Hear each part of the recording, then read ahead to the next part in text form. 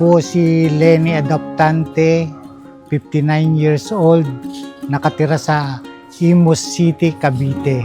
Natuto po akong magmaneho sa tatay ko po dahil driver din ang tatay ko.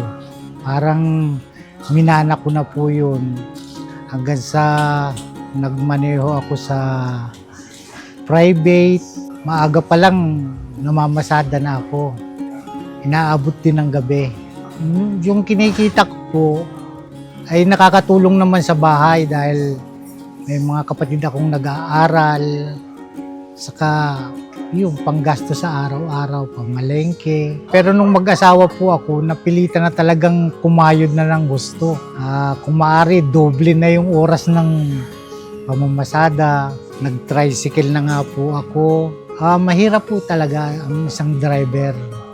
Kasi pag umuulan, ganyan, mababasa ka, saka hindi naman pare-pareho ang ugali ng pasahero na nakaka-encounter ng mga pasaherong lasing o sa kalsada po kasi mahirap eh.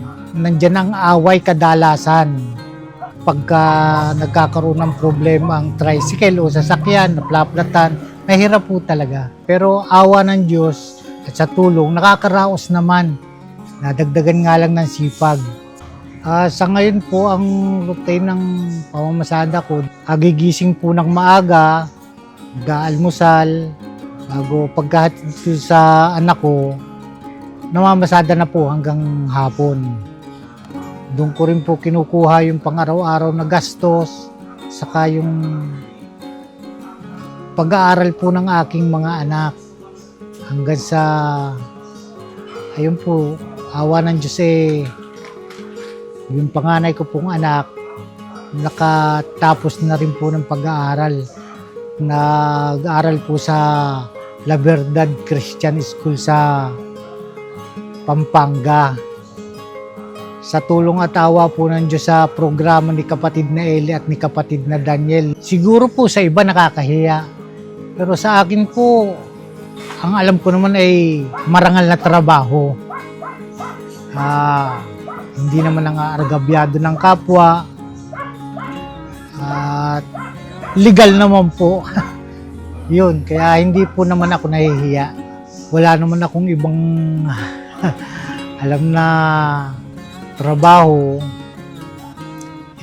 pinagsikapan ko rin pong sa tulong at awa ng Diyos ay makapagpatuloy ng paghahanap buhay, nakakaraos, nakakasurvive. Mahirap po pero kailangan. Sa loob po ng 4 na dekadang pamamasada ko, pagmamaneho, awa ng Diyos, na-aksidente po, nakakasagi, pero hindi naman po ako dumating sa puntong na-ospital sa pagmamaneho, na-aksidente ng malala. Yun po sa awa ng Diyos hanggang ngayon, nakakapagmaneho pa naman. Ang inspirasyon ko po sa pamamasada at paghahanap po para masuportahan ko po ang aking pamilya, ang aking asawa at mga anak. Kailangan pong magpatuloy, laban lang sa buhay. Kailangan talagang maghanap buhay hanggat may kalakasan sa marangal na paraan. Maging mahinahon po tayo sa pagmamaneho dahil ang pagmamaneho, nandiyan po madalas ang away sa kalsada. Maraming nag-aaway, hindi nagkakabigayan, o kaunting problema lang, away na. Kailangan po talagang magtimpi tayo, mag-adjust ng sarili para maiwasan natin ang gulo. Ipagtiwala natin sa Diyos ang lahat nating ginagawa. Lakipan natin ng sipag at tiyaga, laban lang.